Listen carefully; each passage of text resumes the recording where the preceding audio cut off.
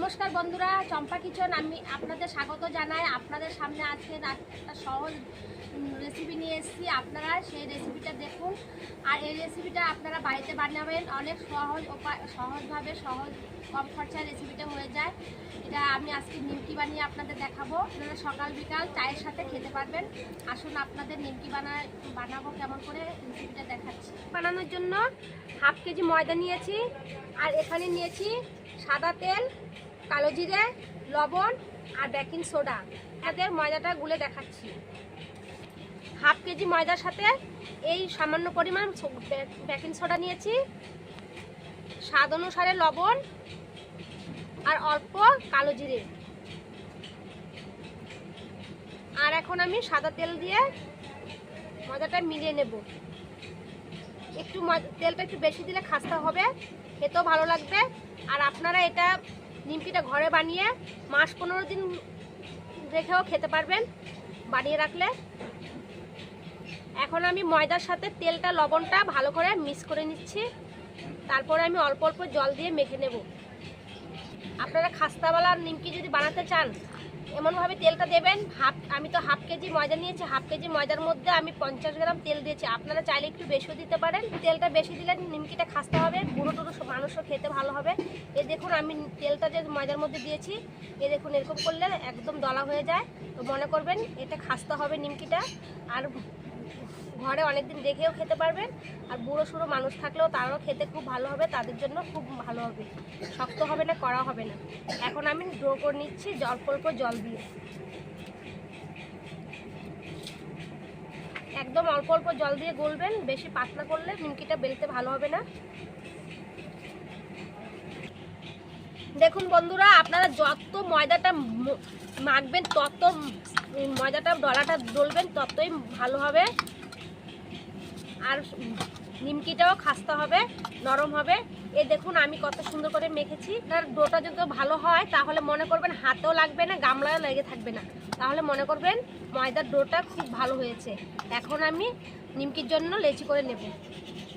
খাস্তা নিমকির জন্য এই সাইজের গুটি গুটি করেছি, লেচিগুলি করে নিচ্ছি। আপনারা চাইলে বড় সাইজে যদি করতে চান একটু বড় নেবেন। আমি মাঝারি সাইজে করবো আজকে, এই জন্য আমি এই সাইজের লেচিগুলি কাটছি। এখন আমি সবগুলি এরকম করে সবগুলি কেটে নেব।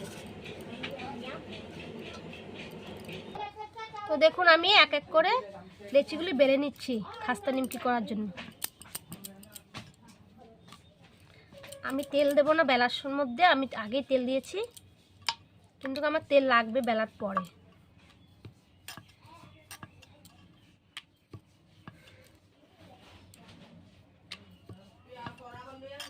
তো দেখুন আমি এইভাবে বেলে নিয়েছি। এখন আমি এই বেলাটার উপরে একটু আমি উপর দিয়ে তেল মেখে দিচ্ছি। এখন আমি এইভাবে এটা ভাঁজ করে নেব। এই পাশটা একটু তেল দিয়ে দিচ্ছি। তো আমি এরকম করে ভাঁজ করে নিয়েছি বন্ধুরা, দেখুন এরকম করে ভাঁজ করে নিয়েছি। এখন আমি এটা একটু হালকা করে বেলে নেব।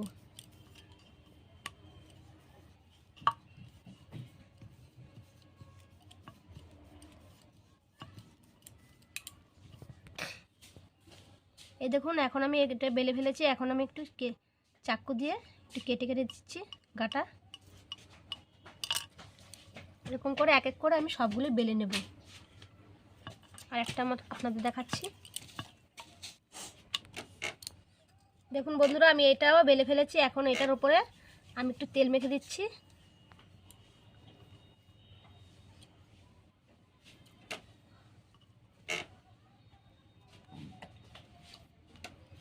এখন আমি আবার একটু এটা বেলে নিচ্ছি।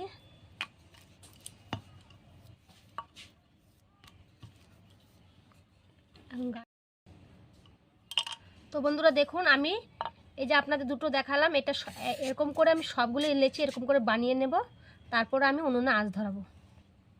আধা কিলো ময়দা দিয়ে আমার এতগুলি নিমকি হয়েছে। এখন আমি তেলের মধ্যে উনুনে আঁচ ধরিয়ে তেলটা গরম করে নিমকিগুলি বানাবো। তো আমি নিমকি ভাজার জন্য তেল উনুনে আঁচ ধরিয়ে ফেলেছি। এখন আমি কড়াইও বসিয়ে দিয়েছি। আর ঠান্ডার দিনে সাদা তেলটা একটু জমে থাকে, এর জন্য আমি একটু গরম করে দিচ্ছি তেলটা। তারপরে আমি নিমকিগুলি ভাজবো তেলটা গরম করে। নিমকিগুলো তেলের মধ্যে দিয়েছি। এখন এক এক করে আমি একটু নেড়ে চেড়ে এগুলো ভেজে নেব। তারপরে এক পিঠ হলে আমি উল্টিয়ে নেব। এই দেখুন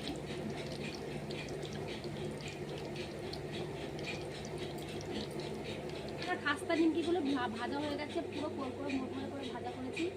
আর আমি যে এগুলো কেটে দিয়েছি, কেটে দেওয়ার কারণ হলো নিমকিগুলো ফুলবে না, খাস্তা হয়ে থাকবে, এর জন্য আমি গাগুলো কেটে দিচ্ছি।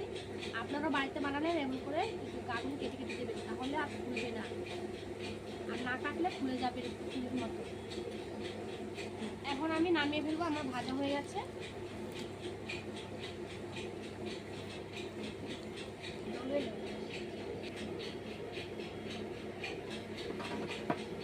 তো বন্ধুরা দেখুন আমার এক তাওয়া ভাজা হয়ে গেছে, আর এক তাওয়া হবে, আমি সেগুলো ভেজে নিচ্ছি। নিমকিগুলো দেবেন পুরো অল্প আঁচ দিয়ে, মিডিয়াম আঁচ দিয়ে আপনারা ভাজবেন, তাহলে নিমকিগুলো খুব খাস্তা হবে আর নরমও হবে, পুড়েও যাবে না। আমার সবগুলো কড়াইতে দেওয়া হয়ে গেছে, আমি এক এক করে আস্তে আস্তে ভেজে নেব। এক পিঠ ভাজা হলে আরেক পিঠ আমি উল্টিয়ে নেব। এখন আমি অল্প অল্প আঁচ দিয়ে ভেজে নেব। দেখুন আমার এক পিঠ হয়ে গেছে, আরেক পিঠ আমি উল্টিয়ে দিয়েছি।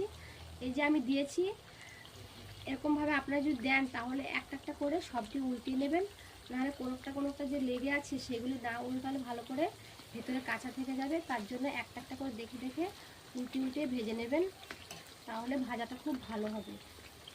এগুলো নিমকিও আমার ভাজা হয়ে গেছে, এখন আমি এগুলি ছেঁকে নেব। দেখুন বন্ধুরা কত সুন্দর করে ভেজেছি, লাল লাল করে। আপনারা এরকম করে লাল লাল করে ভেজে নেবেন।